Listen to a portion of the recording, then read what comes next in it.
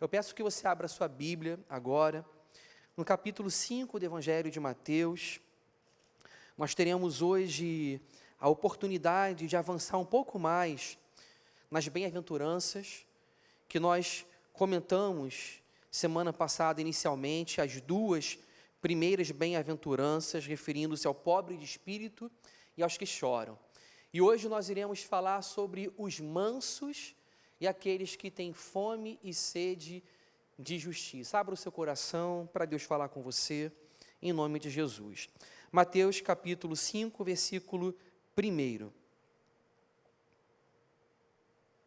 Mateus 5, versículo 1. Diz assim: Vendo as multidões, Jesus subiu ao monte e se assentou. Seus discípulos aproximaram-se dele e ele começou a ensiná-los, dizendo: Bem-aventurados os pobres em espírito, pois deles é o reino dos céus. Bem-aventurados os que choram, pois serão consolados. Bem-aventurados os humildes ou os mansos, pois eles receberão a terra por herança. Bem-aventurados os que têm fome e sede de justiça, pois serão satisfeitos. Vamos orar. Nosso Deus, nosso Pai, nós te suplicamos, Senhor, nessa noite, que o Senhor fale conosco. Abra o nosso entendimento, a nossa mente, faça os pensamentos do Senhor fluírem através de nós, faça-nos discernirmos, Senhor Deus, as coisas espirituais, aquelas, Senhor Deus, que o olho sozinho não pode ver, que o ouvido, Senhor Deus, mais aguçado não pode ouvir, mas, Senhor Deus, abra os nossos olhos espirituais, os nossos ouvidos espirituais, porque as coisas de Deus são discernidas espiritualmente, e o homem, Senhor Deus, arrogante e soberbo, é alguém para quem as coisas de Deus estão completamente fechadas, porque o Senhor dá a conhecer os mistérios do reino de Deus aos humildes e quebrantados. Senhor, faça-nos nos encontrarmos nesta noite entre os quebrantados de coração, não porque somos bons, Senhor, não porque o mal não habite em nós, mas porque o Teu Espírito Santo habita no nosso coração e o Senhor trabalha em nossa vida. Senhor, fala conosco hoje, nós te pedimos em nome de Jesus. Amém. Jesus, como nós temos conversado já há algumas semanas, Jesus, ele vai contra todo o sentido de felicidade que a nossa sociedade apregoa. Não é uma felicidade materialista, não é uma felicidade que busca a fama e o sucesso a qualquer preço e a qualquer custo. E a bem-aventurança sobre a qual Jesus fala não depende de uma circunstância histórica e particular que nós vivamos, que possa trazer uma sensação de prazer para nós.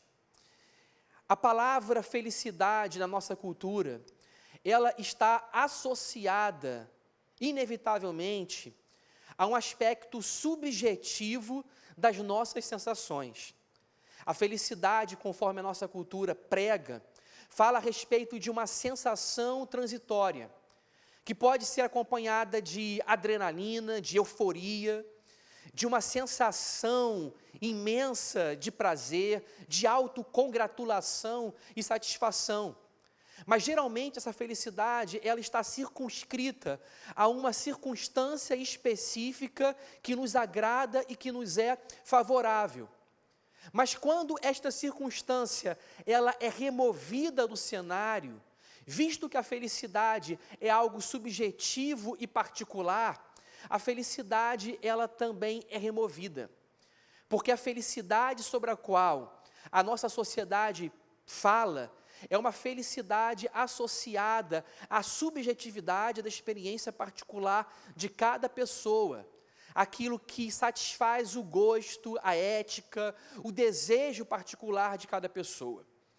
Porém, a bem-aventurança sobre a qual Jesus fala, ela não está alicerçada e respaldada naquilo que nós sentimos.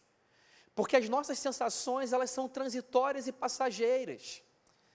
Elas podem representar adrenalina que explode quando nós descemos uma montanha russa, ou quando nós compramos uma bolsa, ou quando as mulheres compram um sapato, ou um homem compra um carro novo, ou vice-versa.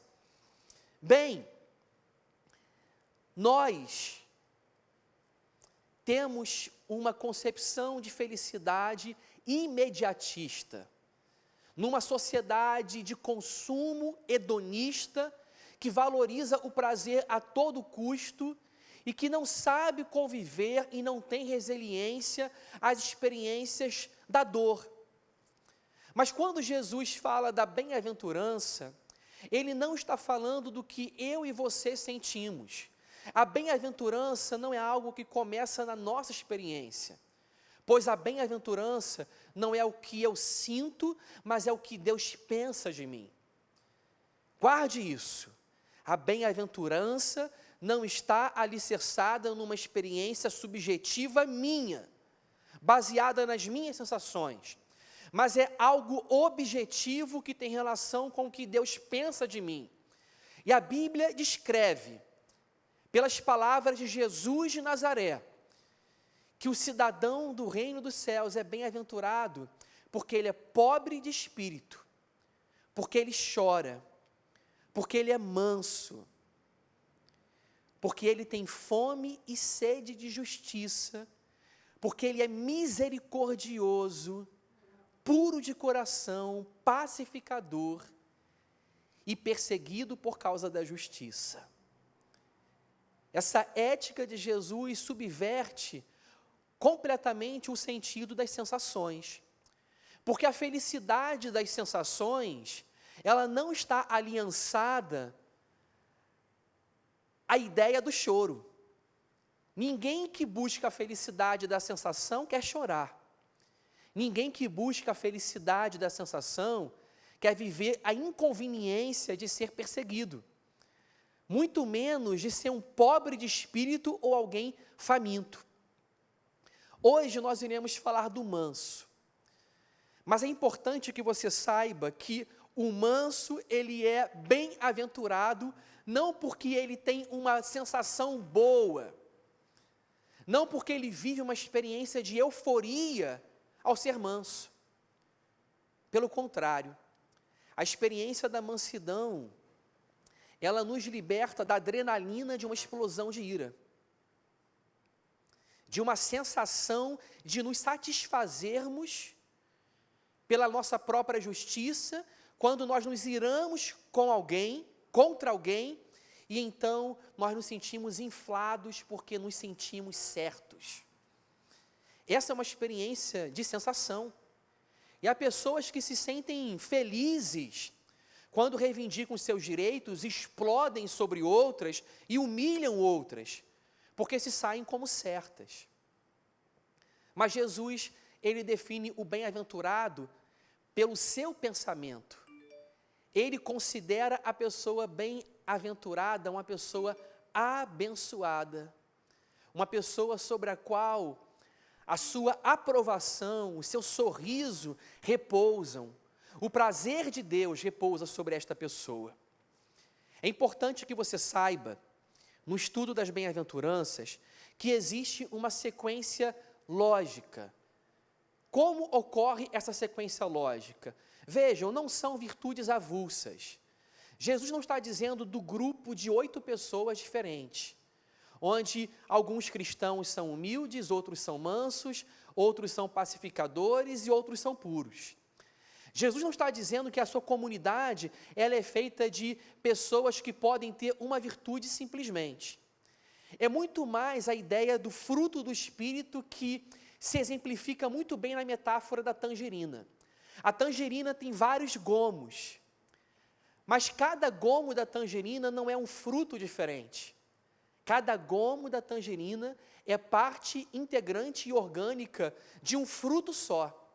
Do mesmo modo, o caráter do cristão é um caráter que compreende todas as virtudes das bem-aventuranças. O cristão, ele é manso e ele tem sede de justiça.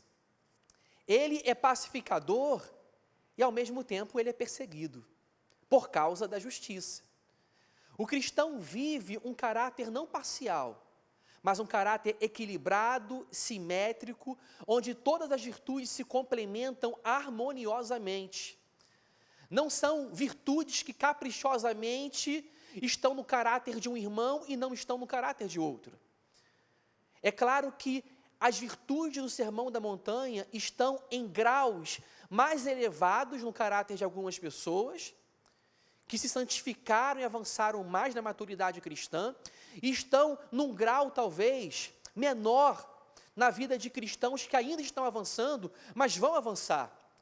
Mas de alguma forma, todas essas matizes e cores das virtudes de um cidadão do reino dos céus integram o nosso caráter e a nossa tendência é progredir, como a luz da aurora, que vai brilhando mais e mais até se tornar um dia perfeito, porque assim é a luz do justo, diz o sábio Salomão, vai brilhando mais e mais até se tornar um dia perfeito, até acender completamente a luz do dia. Nós estamos progredindo. Existe uma ordem, uma sequência. Por isso nós falamos na semana passada que o cristão, ele é bem-aventurado porque ele é pobre de espírito e dele é o reino dos céus. Ele reconhece que o pecado habita nele e ele diz, ai de mim, porque sou um homem de lábios impuros e habito no meio de um povo de impuros lábios. Ele diz, miserável homem que sou, quem me livrará do corpo desta morte? Ele reconhece que existe algo nele traiçoeiro, maligno, perverso. Existe algo errado nos seus pensamentos, ideias que não deveriam ser pensadas, sentimentos que não deveriam ser agasalhados no coração, e então esse sujeito é bem-aventurado porque ele chora. E como disse o John Stott, a diferença entre a primeira bem-aventurança e a segunda, é que a primeira fala de confissão, bem-aventurados os pobres, ele confessa, e a segunda fala de contrição, a pessoa que confessa chora porque há algo errado nela.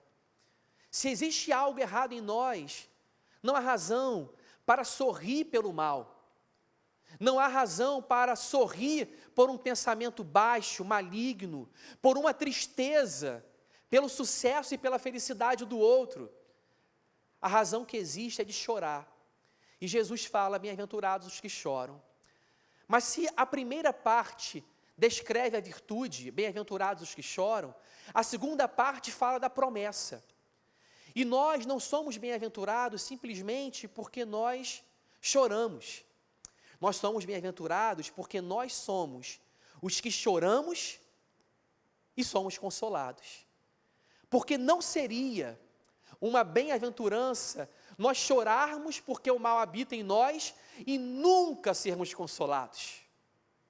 Imaginem chorar debaixo da convicção de que existe algo errado em nós, para permanecermos o tempo inteiro inflamados de culpa, choro e desconforto. Mas este não é o caso. O caso é que o cristão, ele é consolado, porque a culpa lhe foi absolvida, porque ele foi absolvido de culpa, o pecado foi removido, a culpa do pecado foi removida, e progressivamente ele está se livrando também da convivência do pecado, de ser vencido pelo pecado, pela obra da santificação. Deus lhe consola todos os dias.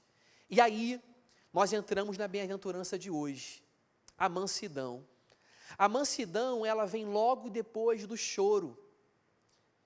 E se a mansidão vem logo depois do choro, e se o choro vem logo depois da pobreza de espírito, nós precisamos saber que o sujeito manso, ele é o pobre de espírito e ele é o que chora. E ao chorar contritamente pelo seu pecado, reconhecendo que o mal habita em si, chorando pelos seus pensamentos, sentimentos, atos praticados, o bem que nós deixamos de fazer, porque nós estamos nos preocupando muito mais com comida, bebida, sucesso, fama, do que em fazer o bem pelo próximo. Chorando porque nós temos uma vida egocêntrica e não altruísta. E ao chorarmos e sermos consolados diante de Deus, esse choro diante de Deus, traz uma profunda consolação que lava a alma. Quem já chorou diante de Deus sabe que o choro diante de Deus consola, e lava a alma, e remove fardos. E nós que nos sentimos antes do choro diante de Deus pesados, e asfixiados de culpa, de prisão, nos sentimos livres, alegres, em paz. E por isso esse sujeito que chora, que se esvazia diante de Deus, ele se torna alguém manso. Ele se torna manso, porque ele se reconhece um pecador amado. Ele sabe que quando ele era ainda inimigo de Deus, quando ele nutria inimizade contra Deus, Deus já lhe considerava, através da cruz de Cristo que foi entregue, através da cruz de Cristo que foi concebida desde antes da fundação do mundo, Deus já o considerava um santo, um pecador santificado, porque Deus o escolheu desde antes da fundação do mundo pela sua obra de eleição, pela sua deliberação no mistério da eleição. Essa pessoa sabe, eu não fiz nada para que Deus me amasse, e Deus me amou. Essa pessoa fala diante de Deus, Senhor, por que tu me amaste?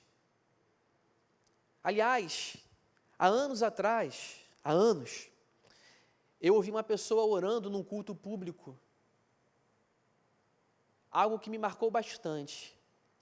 Num culto público ela fez uma oração tão pessoal e tão particular, que ela perguntou a Deus, essa pessoa, Senhor, o que tu viste em nós?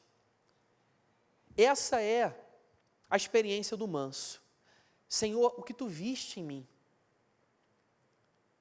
O que o Senhor viu em mim para me amar?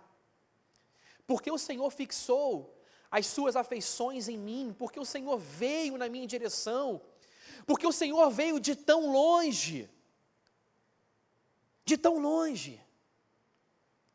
e o tão longe de Deus não é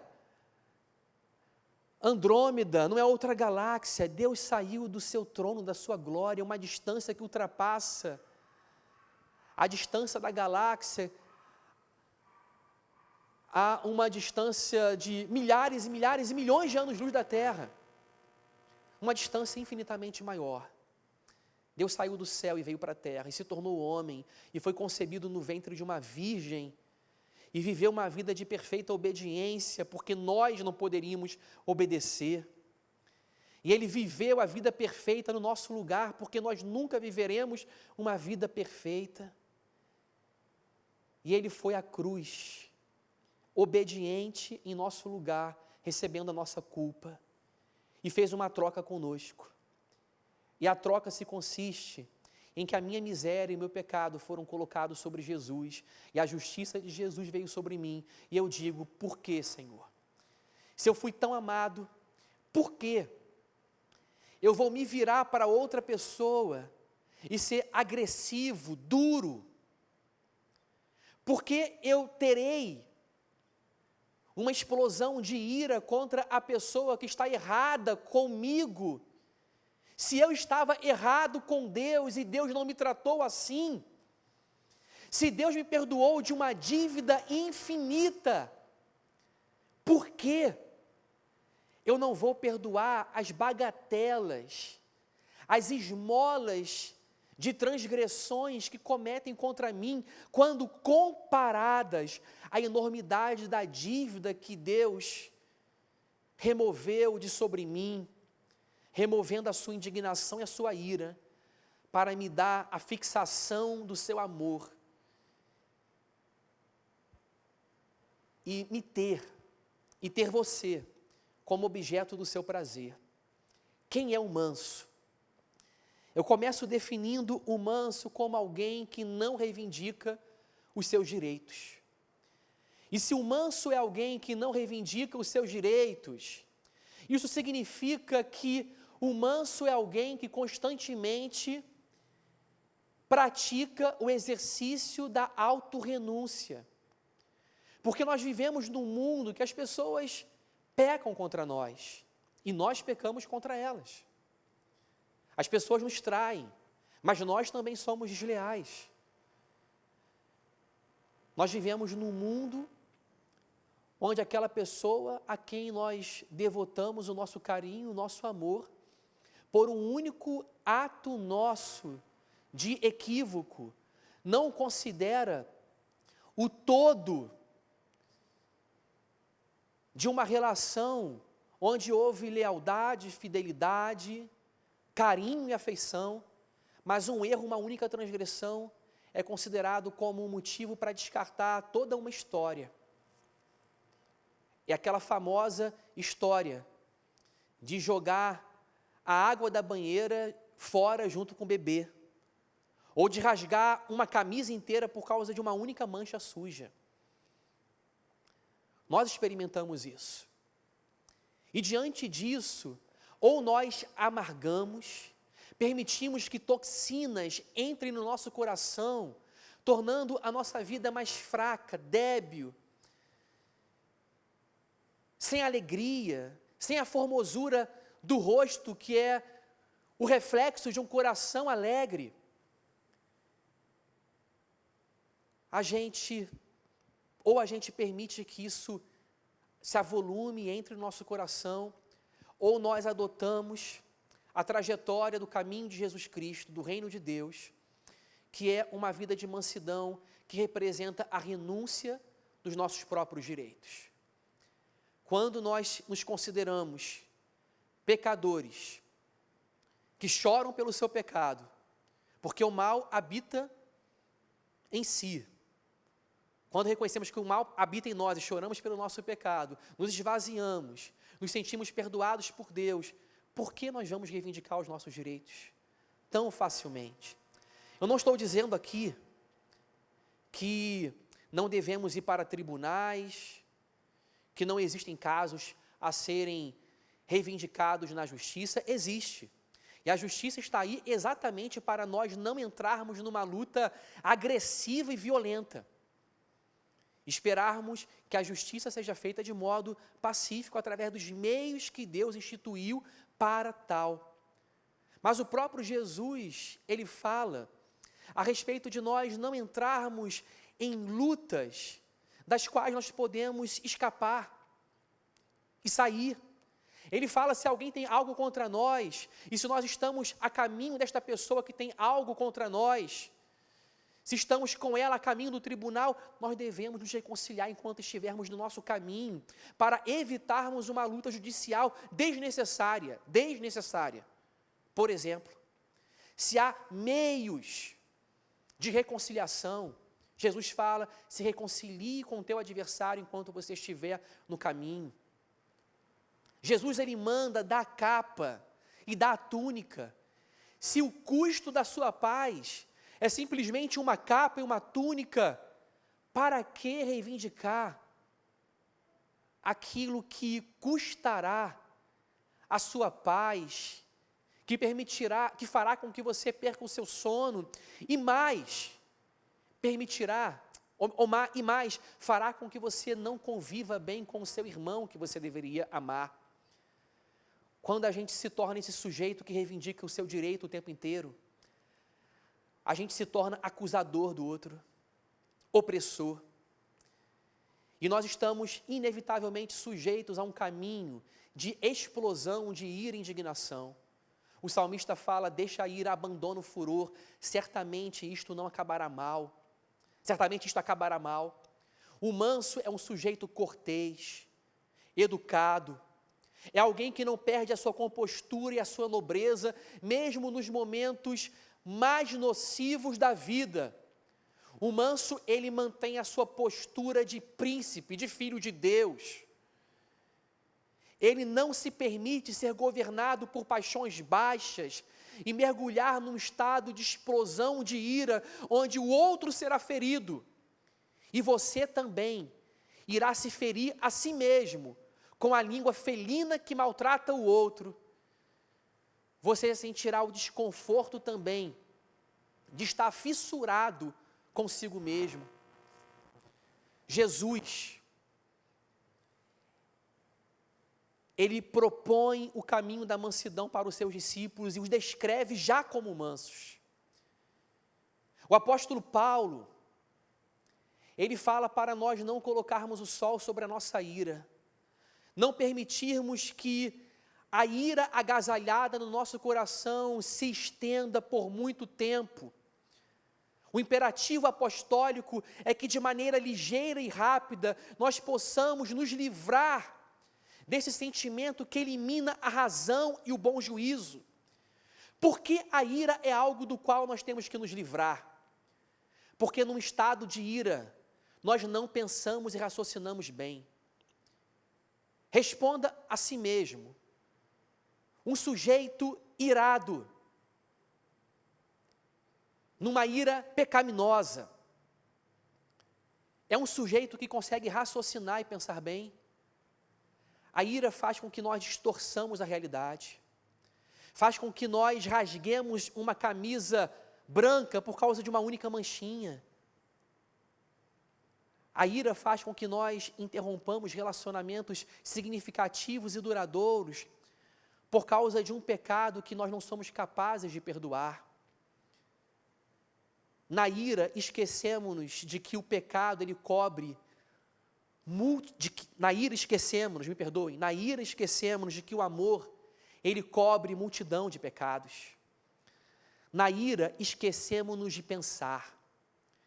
É por isso que a Bíblia fala para nós sermos prontos para ouvir, tardios no falar e tardios no irar. Esse processo sobre o qual a Bíblia fala de autocontrole, ele começa quando nós somos prontos para ouvir. Primeiro, ouça. Ouça o próximo, ouça o seu irmão.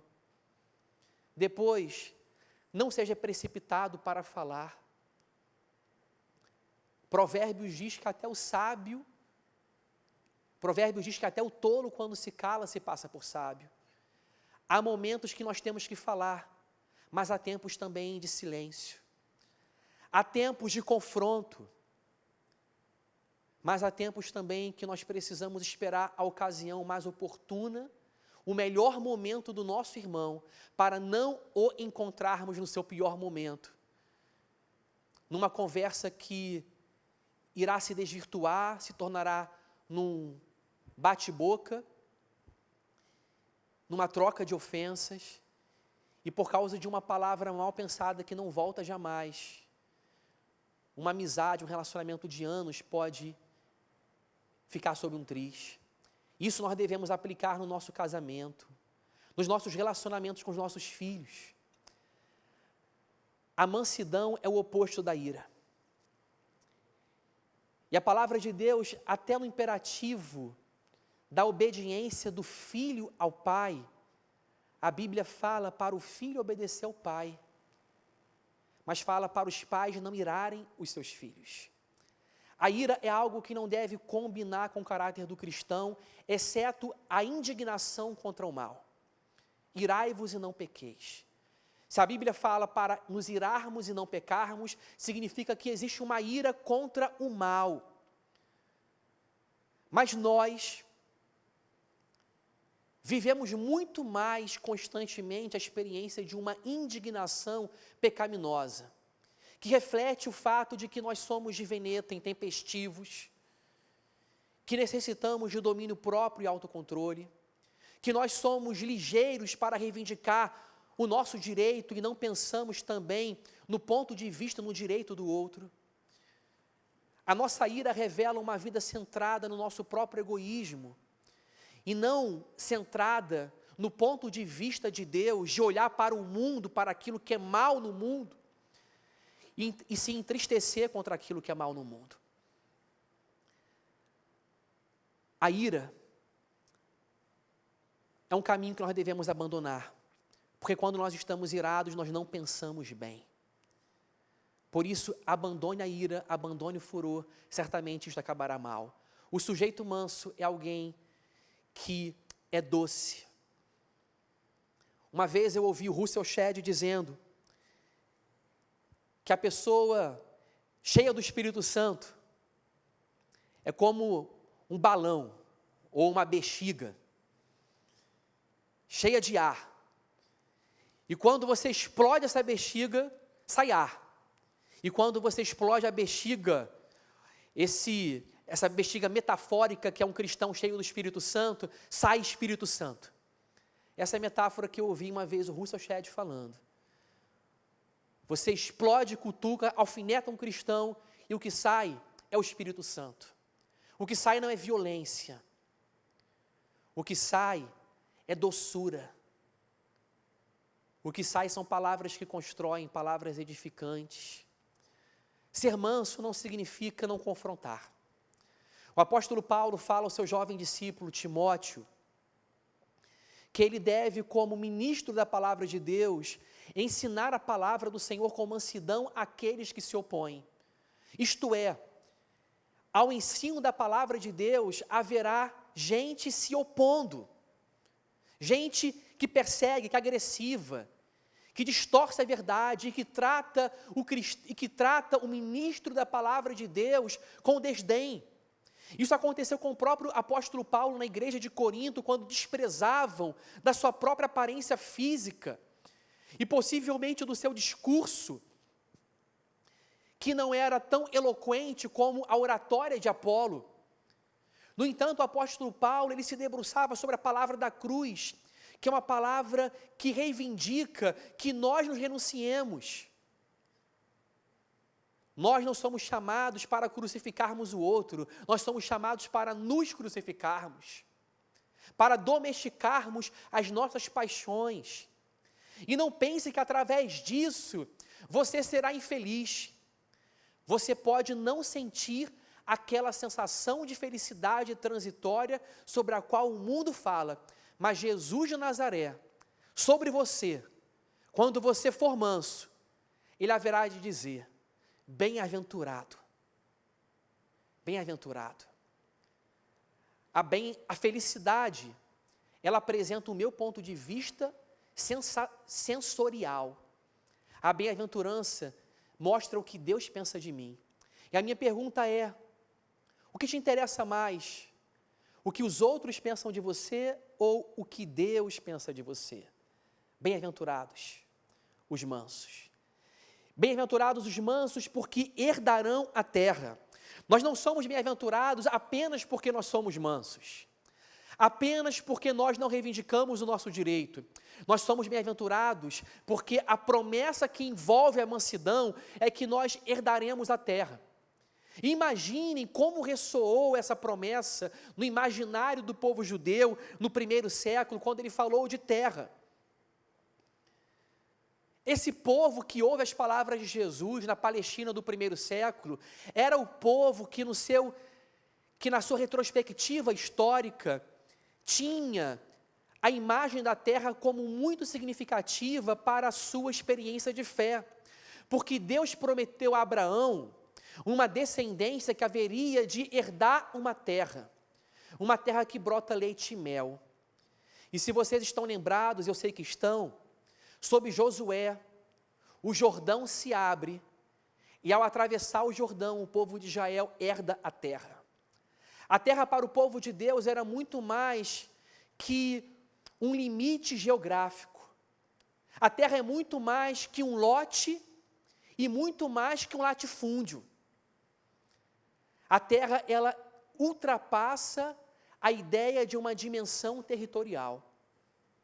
Ao atravessar o Jordão e herdar a terra, aquela terra prometida que Deus havia prometido a Abraão e aos seus descendentes, é uma terra que é uma simbologia de salvação, porque no histórico do povo de Deus, Jerusalém se constrói como uma simbologia da Jerusalém celestial.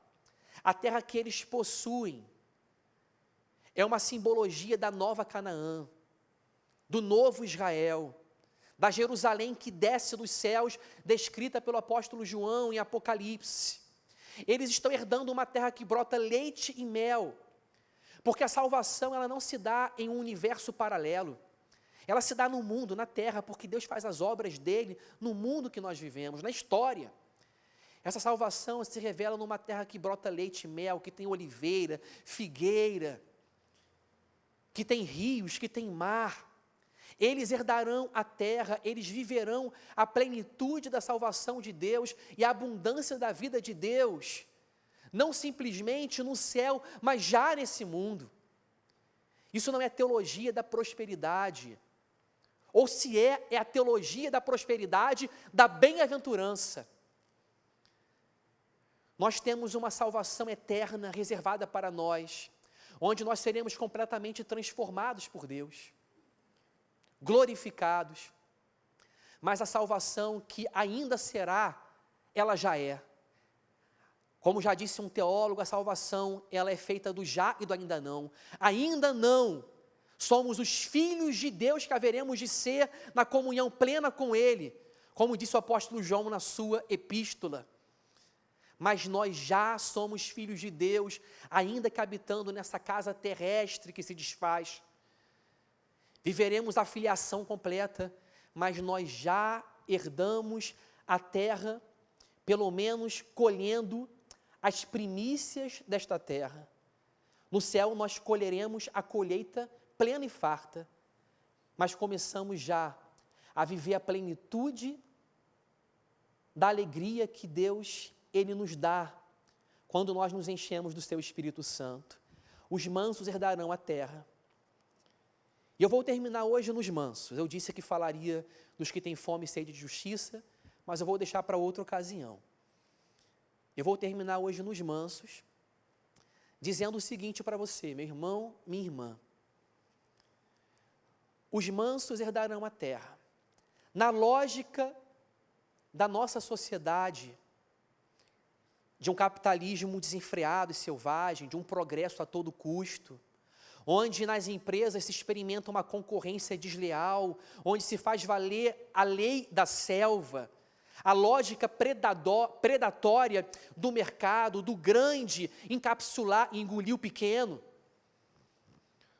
onde o funcionário quer a cadeira do seu chefe, onde as concorrências são desleais. Na lógica desse mundo, existe uma necessidade de força e de poder para herdar a terra, para conseguir algo, para conquistar. Mas do ponto de vista do reino de Deus, para nós herdarmos a terra, para nós recebermos a salvação que é gratuita, que é incondicional e que nós não merecemos, não é por força nem por violência, mas é por graça e bondade de Jesus. Enquanto o nosso mundo prega que os valentões herdam, conquistam e conseguem, a ética de Jesus de Nazaré diz que quem conquista é o último, é quem reivindica, é quem não reivindica o seu direito, é quem não fala alto, é quem não se entrega a uma explosão de ira, é quem não considera o próximo, o outro, é quem não considera o outro seu adversário, mas considera o outro o próximo. Na lógica de Jesus, quem herda a terra, quem é bem-aventurado, quem progride, quem prospera, do ponto de vista da bem-aventurança e da semelhança do caráter de Jesus, é aquele que abre mão de lutas e brigas, desnecessárias e desleais, e se entrega ao Senhor Jesus, se esvazia de si mesmo,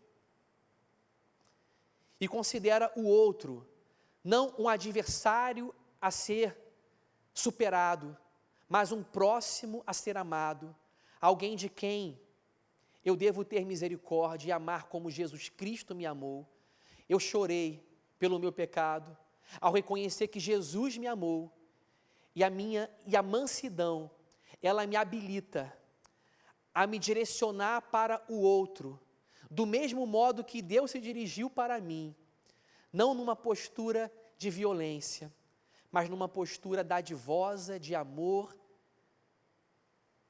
de entrega incondicional e sacrificial pelo outro, porque o outro não é um adversário a ser batido, mas é um próximo a ser amado. Seja o próximo do próximo, como Jesus ensinou na parábola do bom samaritano. Ame o próximo, mas seja o próximo do próximo. Ame ao Senhor de todo o coração e ame o seu próximo como você ama a si mesmo. Como se a dor que ele sente doesse em você. Nessa noite eu convido vocês, amados irmãos, para orarem. Nós vamos orar juntos agora. E a minha oração é para que nós não busquemos a felicidade, mas busquemos a bem-aventurança. Ou se você quer usar a palavra felicidade, não tem problema. Mas ressignifique a palavra felicidade, porque ela não é para Jesus de Nazaré uma sensação. A felicidade sobre a qual Jesus fala se chama bem-aventurança. Se chama bênção de Deus. Abençoados são os pobres de espírito, os que choram e os mansos. Jesus não olha para o manso e considera um manso um bonachão. Ele não considera o manso, na linguagem da nossa sociedade, uma pessoa boba, idiota, como o nosso mundo pensa. Jesus considera o manso um bem-aventurado. E não existe nada que Jesus nos dê que primeiramente Ele não seja, porque Ele nos dá a partir daquilo que Ele é. E a mansidão é um atributo inalienável do caráter de Deus. E quando eu digo que a mansidão é inalienável no caráter de Deus, eu quero dizer que Deus não pode deixar de viver de modo manso. Até mesmo quando Deus se indigna e se ira contra o mal, Ele não abandona a sua mansidão. Foi isso que João viu na ilha de Pátimos. Ele olha para o cordeiro e ele vê a ira do cordeiro. Até mesmo quando ele vê ira em Deus, ele vê a ira do cordeiro. O cordeiro que é manso e humilde, ele se indigna contra o mal, mas não de modo intempestivo, descontrolado, impulsivo como nós. Ele pensa, ele raciocina, ele se indigna contra o mal. Seja manso, entregue-se a Deus, porque existe alguém que se indigna contra o mal de maneira correta, que sente ira de modo manso. Nós nem sempre conseguimos isso. Seja manso, porque Jesus, Ele disse, aprendei de mim, porque sou manso e humilde de coração. Jesus disse, aprendei de mim, porque sou manso e humilde. Ser manso é estar na boa companhia do seu mestre. Talvez não seja estar na boa companhia da sua equipe de vendas. Talvez não seja estar na boa companhia dos seus colegas de trabalho. Talvez não seja se alinhar à ética selvagem da sua empresa. Mas ser manso significa estar na boa companhia de Jesus. E significa ser um cidadão do reino dos céus. Que Deus abençoe você, amado irmão. Vamos orar juntos? Deus amado, Deus querido, nós louvamos o Teu santo nome, Senhor.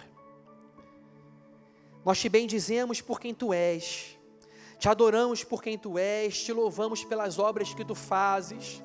Olhamos para o Teu caráter e vemos, Senhor Deus, justiça, indignação contra o mal, contra a opressão, contra a injustiça, contra a tirania, contra a depredação do meio ambiente.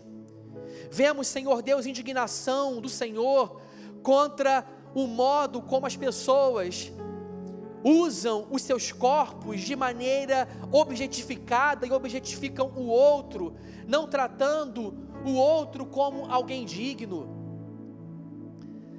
Porém, a ira do Senhor é a ira do cordeiro, é a ira do manso.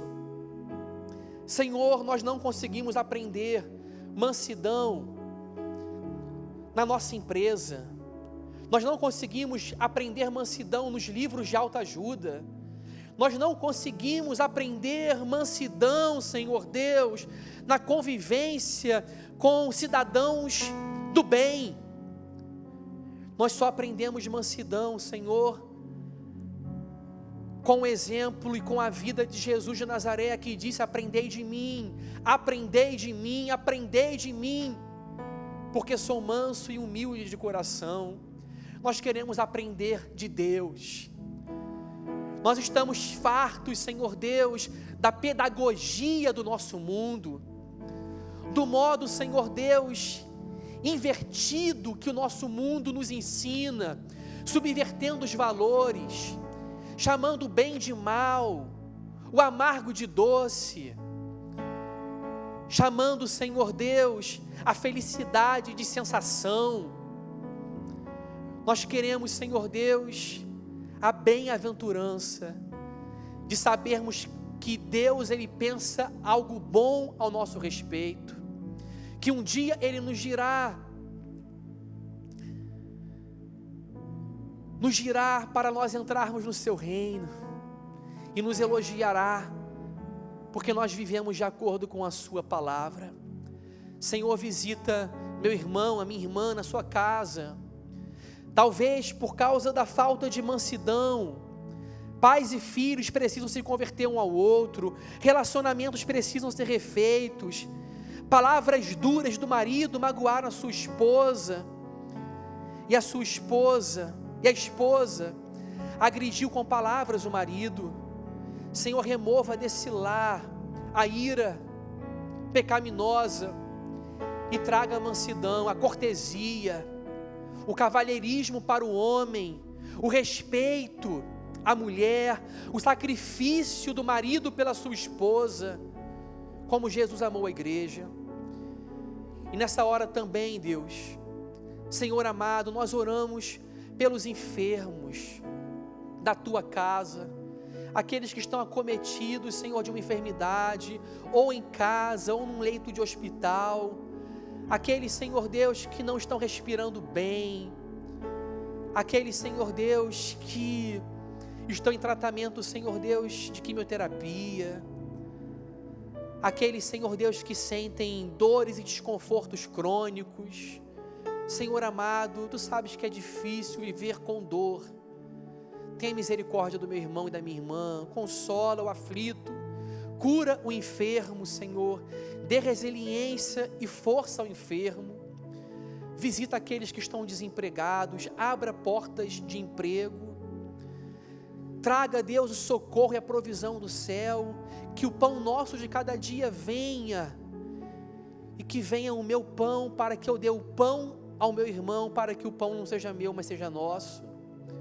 Senhor, aquelas causas que estão caminhando morosamente, lentamente na justiça há anos, que o Senhor, que é a justiça do manso, possa dar o que lhe é de direito, em nome de Jesus. Fortifica aqueles que estão débeis e fracos na fé. Senhor, traga para o teu reino aqueles que estão na escuridão, aqueles a quem esta palavra chega agora ou em outra hora, mas que por intermédio das palavras e pregações desta igreja se reconciliarão com Deus. Traga, Senhor, aviva a igreja das Américas, aviva, Deus, a igreja no Brasil. Toma conta da política do nosso país, dos nossos governantes. O coração do rei é como um ribeiro de água nas tuas mãos. O Senhor o inclina para onde quer. Faça, Senhor Deus, a tua vontade prevalecer, mesmo através do homem perverso e mau. Liberta o nosso país da corrupção, da tirania, Senhor. Senhor, faça com que uma vacina seja, Senhor Deus, antes de nós pensarmos, Senhor Deus, imaginarmos, Senhor Deus, esta vacina, Deus, está disponibilizada ao povo. Faça os nossos dias serem amenos, mesmo, Senhor Deus, numa época de reclusão. Seja a nossa consolação, seja a nossa terra, a terra do manso, a nossa porção satisfatória, o nosso deleite, a nossa alegria, Senhor. Essa é a nossa oração que nós fazemos em nome de Jesus. Em nome de Jesus. Amém, Senhor.